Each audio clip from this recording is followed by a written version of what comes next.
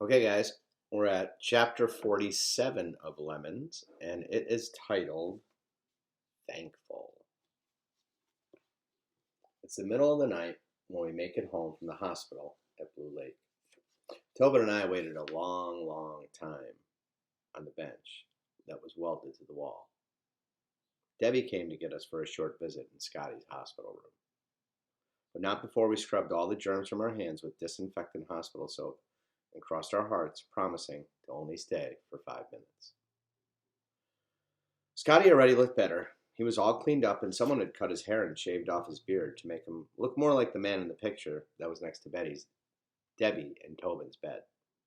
He had even eaten half a hospital cheeseburger and some of his fries. I have so many questions, but figure it's best not to ask them until he's well again. Plus, Tobin would probably just roll his eyes right out of his head by the time I was done with all my asking. I don't remember the ride home because I fell asleep on the front seat of Jake, and I wake up when Charlie carries me inside and sets me on top of my bed. Charlie? I say, rubbing my eyes. It's late, Lem. He pulls off one of my tennis shoes and then the other one. We can talk in the morning. Why was Tobin's dad living in the woods out behind Mrs. Dickerson's? Charlie breathes out a long, hard, and sits down next to me. Well, Lem, he's got something called CSR. It's called combat stress reaction. Sometimes it's called battle fatigue or shell shock. It's what some soldiers experience right after they must see and do terrible things during a war. Right now, he needs rest more than anything and some time to make sense of things he's experienced. He needs help with all his memories. I guess even Scotty has his own quicksand. But why didn't he just go home and get that? I asked, thinking about the special ring on Debbie's finger. Debbie would have helped him. Didn't he know that she has deep down love for him? Debbie would have done anything he needed. I know it.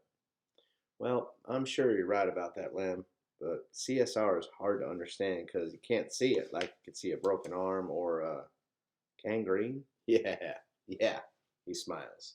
Like you can see gangrene. Some people don't even want to believe CSR is real, but it's real, and our men need support after they've been through so much. All I can say is that Scotty's going to be okay after he gets some treatment. He might be there for some time, but the doctors know what to do, and they'll help him. And he'll be able to go back home one day to live with Tobin and Debbie. Yep, Lem, and they can be a family again. That's good, I say. Yep. He stands up. It's wonderful. Get some sleep. Charlie? Lem, it's late. Crawl in now. We'll talk more tomorrow, as he lifts the comforter up for me to burrow under. Just one more thing, I tell him, pulling over my clothes. What is it? How did Scotty get all the way back from Vietnam into the woods in Willow Creek? He begins tucking the comforter tight around me. Remember when I told you that Scotty had been MIA, missing in action, and then they rescued him last year? Yeah, I remember. You said he made it to the base in Oakland and then disappeared. Yep. Well, Scotty told us an amazing story of survival. He'd been on a top secret mission when he was captured.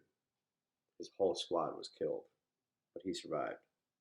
The Army thought they were all killed, and unfortunately, Scotty ended up spending the next 3 years in a prison in the jungle, where he was horribly tortured until another top secret squad finally found him and rescued him last year.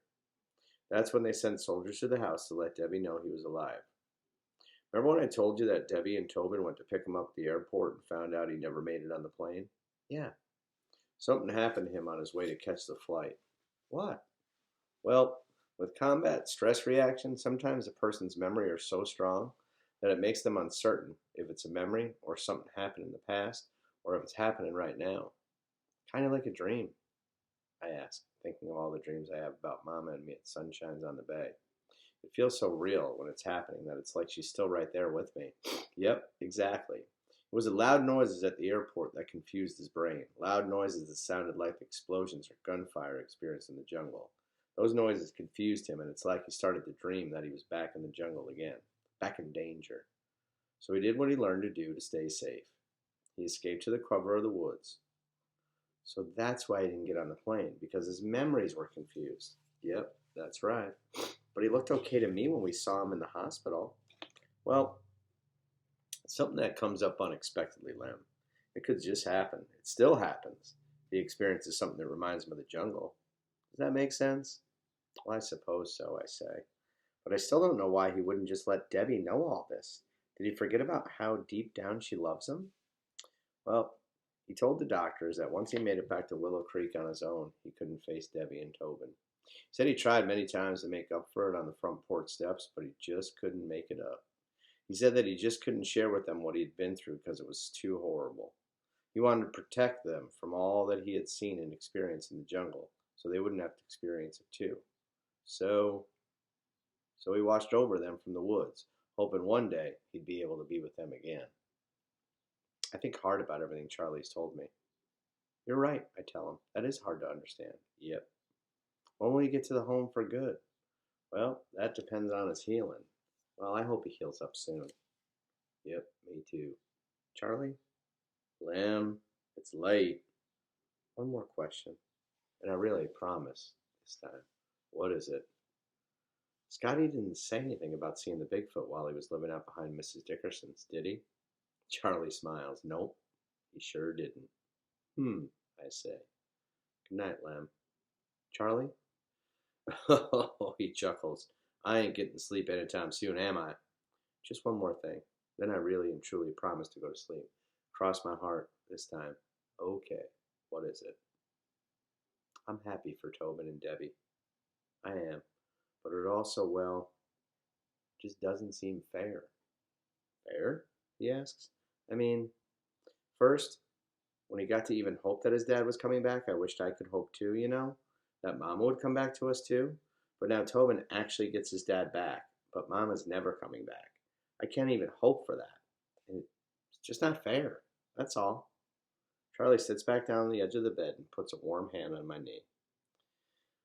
Well, I can certainly understand how you feel that way, he says, and you're right. It's not fair. Doesn't mean I'm bad to feel like that, does it? No, Lem, not at all. I mean, I'm happy for them. I am. But I'm sad for me and for you, even for Mrs. Dickerson. Charlie drops his head and sighs. Well, I'm happy for them and sad for us too, he says. I think that's a very normal feeling to have. And I smile at him. Thanks, Charlie. Good night, Lem, he says. Night, I say, snuggling down under my rainbow comforter. I watch him turn off the light and walk toward the door. Charlie? Yes, Lamb. He turns back to face me from the doorway of the light from the hall shining on him. You're what I'm most thankful for today. Charlie looks at me for a long time without saying anything. And he clears his throat a bunch of times. Lemonade, Liberty Whip. He finally says, you are what I'm most thankful for every day.